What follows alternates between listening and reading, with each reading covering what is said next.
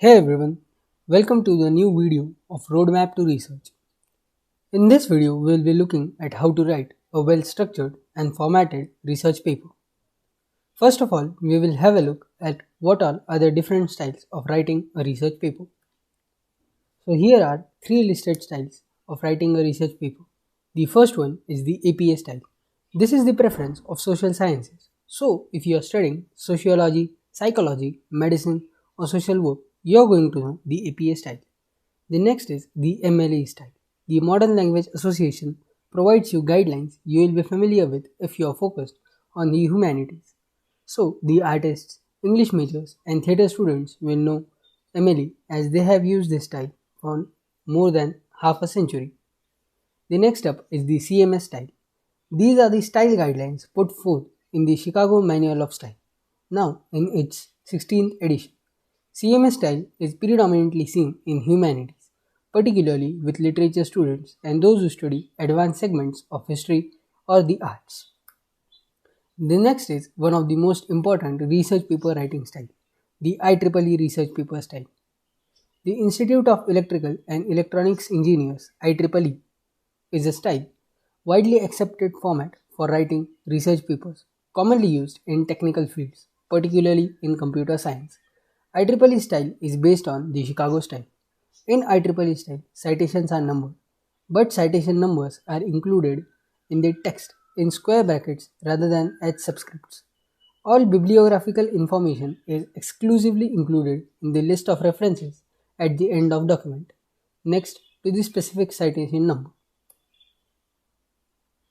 Now we will have a look at the general guidelines that are needed for writing an IEEE research paper. So the first guideline that we have is writing the paper in a two-column format. The next guideline comes about the title of the research paper.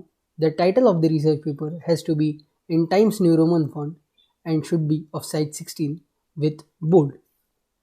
The other subtitles that are introduction, methodology, literature review, results and discussion and similar have to be capitalized and should have a Times New Roman font with a size of 10.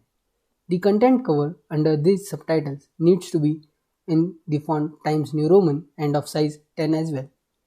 The references provided at the end must have citations in square brackets. Enough of the theory, now we will have a look at how an IEEE paper actually looks like. So here is a template of an IEEE research paper, which contains the guidelines. The first is the guideline about the heading. It should be in 16 font size with Times New Roman font and in bold with single spacing. The next comes the names of the members that have contributed to the research work. The first subheading that we have is the abstract. The abstract contains an entire overview of the research paper, the summary of the entire research work in just the first subheading. It is one of the most important part of a research paper. The next comes the introduction. An introduction is the background and the overview of what exactly the research work is, how it has evolved and what are the basis for it. The next comes the literature review. The literature review is the research work previously done in that particular field on which the research paper is based on. The next comes the methodology and experimental part. In this part, if you have a hardware based research, then the materials, components, flowchart, block diagram and similar things need to be included under methodology. But if it is a software project, then the synthesis, algorithm, design and method of the code has to be included in this part. The next is the result and discussions part. In this part, the results that have been achieved from the research work have to be written. The fifth part is the math part. In this part, if any formulas or calculations that have been done in this research work have to be mentioned. The sixth part is of the units. In this part, the units that have been referred to or mentioned in this research work has to be mentioned. The seventh part is of the limitations. Everything is not perfect, so the limitations of this research has to be included under the limitations heading. The eighth part is of the future scope.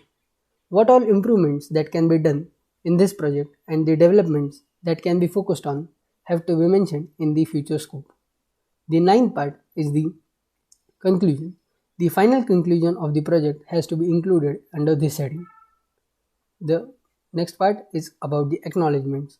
The sponsors and financial support acknowledgements are to be placed in this part. The last and the one of the most important part of a research paper are the references.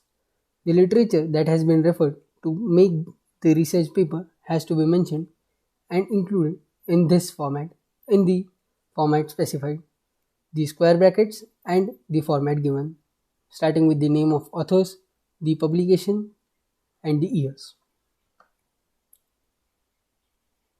Thank you.